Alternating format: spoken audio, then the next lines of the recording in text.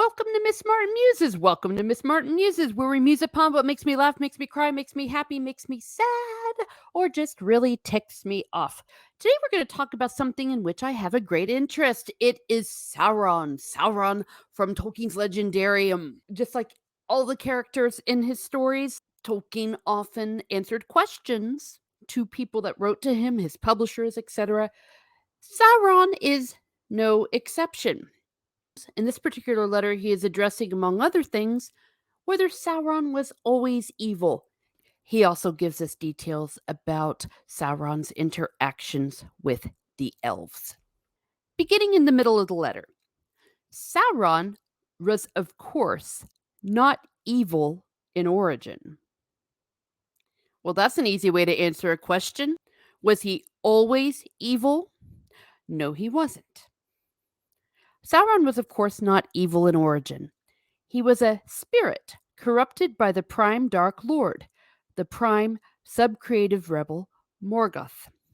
He was given an opportunity of repentance, but could not face the humiliation of recantation and suing for pardon. And so his temporary turn to good and benevolence ended in a greater relapse until he became the main representative of evil of later ages.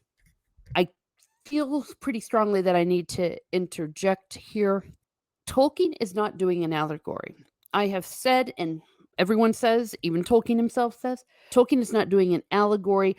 While we say that there is some applicability to these rebels, to these spirits that turn evil, they are not a one-to-one correlation with Satan, with the demons.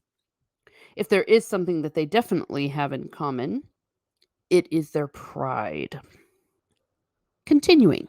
But at the beginning of the Second Age, he was still beautiful to look at, or could still assume a beautiful visible shape, and was not indeed wholly evil, not unless all reformers who want to hurry up with reconstruction and reorganization are wholly evil, even before pride and the lust to exert their will eat them up.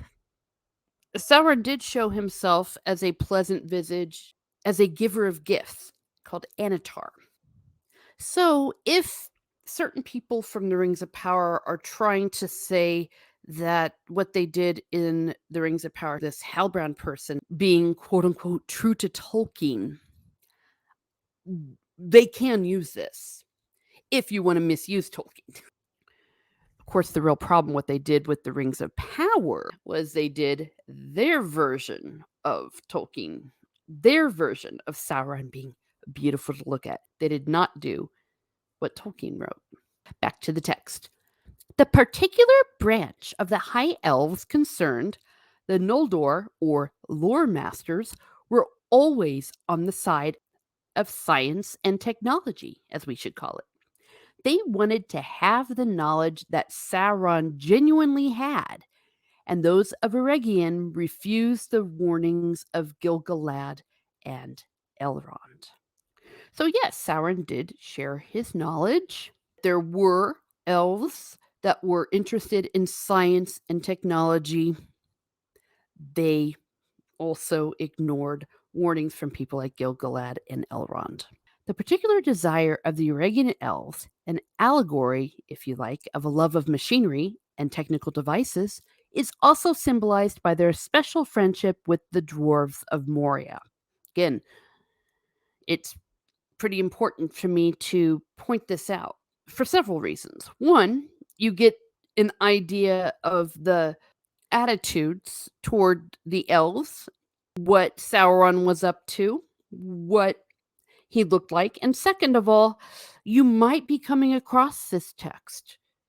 Maybe some of the shills have even already used it, and I just have not had the displeasure of hearing it. But his writings, his work, is exactly what this is. It is not up to interpretation. I see this also with some discussions with the word canon. That was not in Tolkien's vocabulary. Just something to keep in mind. While I am reading aloud these letters to give you insight into what Tolkien wrote, Tolkien's Legendarium, Tolkien's interpretation of his own work, I am not doing so as though I am an apologist debating dogma. I think the Rings of Power people have been guilty of that. But there it is. As always, did I get it wrong? Please let me know in the comments. Also, let me know what you think of Tolkien saying that Sauron wasn't always evil. Have a great day, everyone. Have a great day, and be certain to read the story that Tolkien wrote.